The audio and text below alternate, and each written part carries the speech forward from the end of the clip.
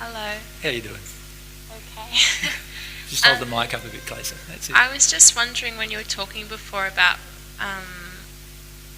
like being in a state where you can really see people and their soul condition. What do you see? Like, is it kind of colours, or like is it our spirit body or our spirit attachments, or like what do you see? No, for me it's more at the moment what I'm seeing is just feeling you.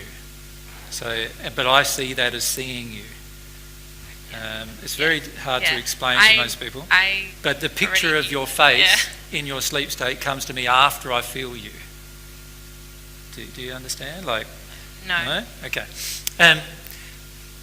We've got some people staying with us at the moment who are just doing some work around our house because we never get there to do any. and the lady who's there, her name's Katrina.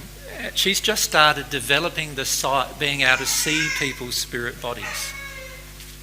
So what she does is she sits a person down opposite to her and she looks at them, right? And she sort of allows her eyes to blur away from the person, and all of a sudden their spirit body comes into focus, right?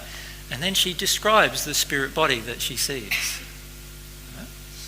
Now that is a totally different process to what I'm doing, but I'm saying that you can do that. Every person here can do that. So you just kind of stand there and you can feel what all of us are projecting at you, like all our different... Yeah. Is it just what we're projecting at you in particular because you're like... No. Or is it everything? Yeah.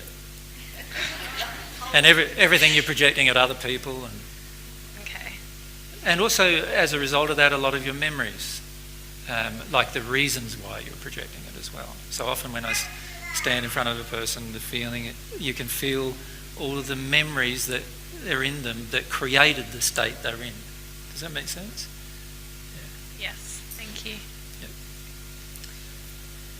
You're worried now. I guess like that. Truthfully, that's sort of why I asked the question, because I'm not sure what I look like, I suppose. Yeah. Or what you see me as, yeah. So I suppose that's where it came from. What I'm trying to do in these talks is help every person become more self-reflective. Because the more self-reflective you become, the less you'll need somebody else to tell you what's wrong or right with you. Does that make sense? So one of the best gifts I can ever give you is to empower yourself to see yourself truly. Now, part of that is telling you the truth about the world in the spirit world and the world and how different emotions and different morality choices that we make affect our soul condition, and telling you the truth of that. Does that make sense? So while I tell you the truth of that, that helps you become more self-reflective. Yeah? Yeah. Okay. So what I'm suggesting is allow the talks to help you become more self-reflective, rather than wanting me or somebody else to tell you what's really going on for you all the time. Because if you can be self-reflective with God, like in particular with your relationship with God, what happens is then you see yourself like you're looking in a mirror. So you imagine you were those spirits that Brian was talking about earlier, right? Who they had a near-death experience, and they had a nice, lovely experience. If they could look in the mirror in that near-death experience, that'd be interesting, hey? And come to a full reflection of their own condition. That would have been great, but that never happens generally. So they come back to Earth, they live the rest of their life, then they die, pass into the spirit world.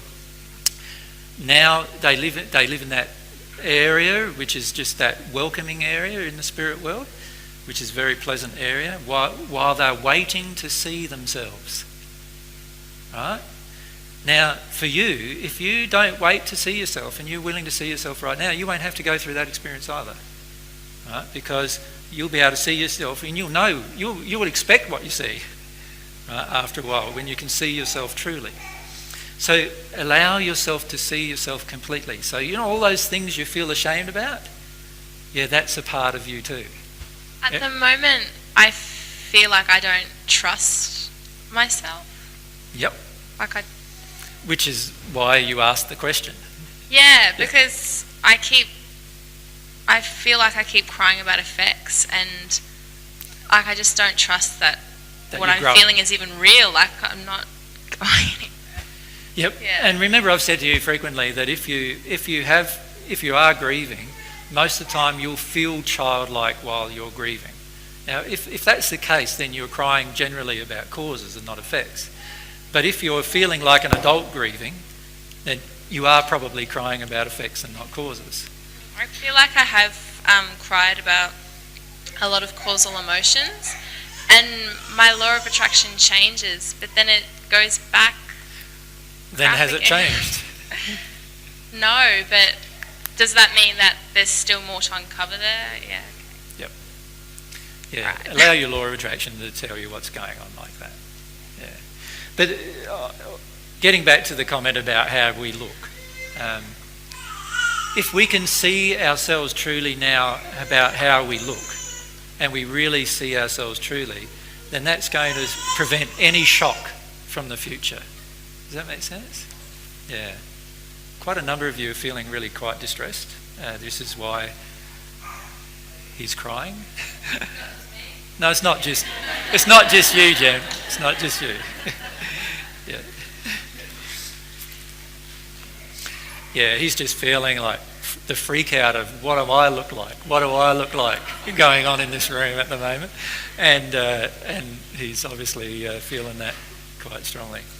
The key is to allow yourself to see what you truly look like, because if you can see what you look like, you can change it. But if you don't see what you look like, how can you change? It's not possible to change.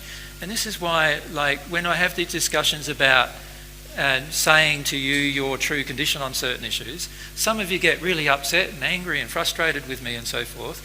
But actually, if you could see it as a gift to see what you look like, because I'm not judging it, I don't feel bad about it. Like, I still feel like giving you a hug after I tell you, don't I? So I don't feel like you're terrible, right? But it is something that we need to address if we want to get closer to God, and we want to get closer to each other, and get closer to our soulmate. We want to address all of these different things, right? So allow yourself to see yourself as you truly are. When you pass into the spirit world, that will be forced upon you. So isn't it better to do it voluntarily now than waiting until it's forced upon you? Wouldn't that be better?